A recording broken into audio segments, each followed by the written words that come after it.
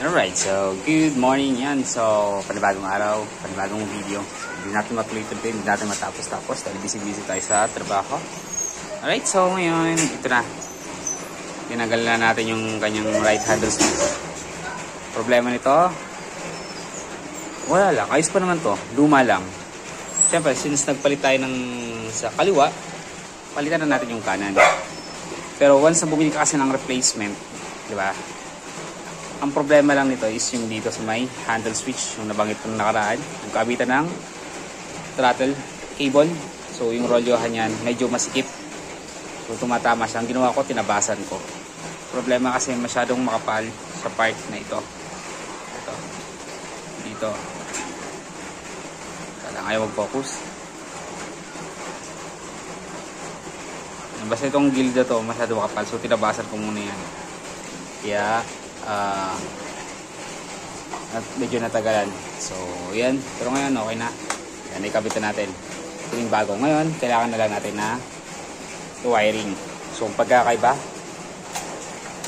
sa stock meron lang tayo ditong 4 na wire. Yan,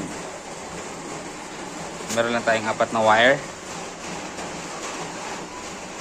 Kaya mag-focus. Okay. So yan, basta meron tayong 4 na wire. Itong black, itong yellow na may red, blue na may white, at saka brown. Pero dito sa replacement, meron na tayong 6. Kasi sa replacement, meron tayong kill switch, which is wala sa stock wire. So dito, meron tayong black. Siyempre, ito yung ating accessory wire. Blue, white, ito yung galing sa, ito yung papunta sa ating headlight. Diba? Sa, pag nag-open tayo, headlight switch natin. Ito yan. Papunta dito yan. Yan. Itong yellow na may red, para sa ating starter. So, galing ito sa starter relay. Itong brown, ito naman yung papunta sa ating park light. Itong brown, so dito yan pag nakagitna. Yan. Siyempre green is yung ground, diba?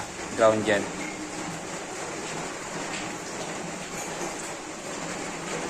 And ito black na may white. Ito yung papunta dito naman sa ating kill switch. So pag mamaya pag-reply ka, silang dalawa magko-connect. Yan. Okay, so ngayon gagawin na lang natin, tatanggalin ulit natin tong 4 yung kakulay nito, at ikakabit natin, hihinangin ulit natin dito. Hinangin dito para may kabit natin ulit para plug and play lang. Okay? Tapos yung dalawa, yung black na may white tsaka yung green, so susuk-suk lang natin doon. Okay?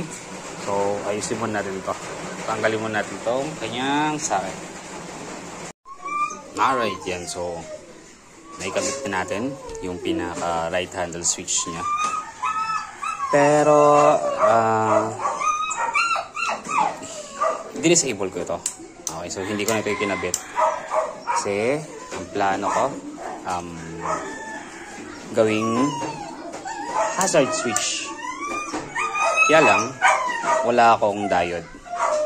Okay, so parang stuck din dito sa ganyan. Pero ito, bala ko gawing hazard switch.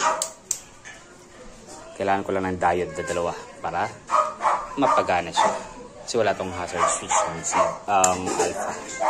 Okay, pero gumagana ng lahat yan. Alright, so testing natin. Naka-neutral na natin itong switch start. Okay, so gumana. One click. Park light ko na. Okay, so gumana. Umilaw. Tapos headlight. White light.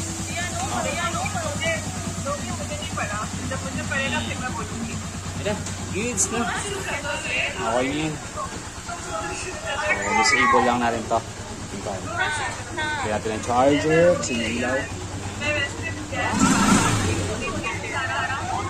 Medyo naiipit yung ating throttle cable.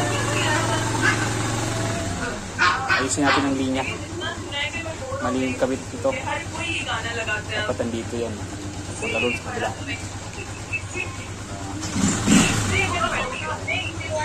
Okay. Gusto yan. Kaya na yung biyahe.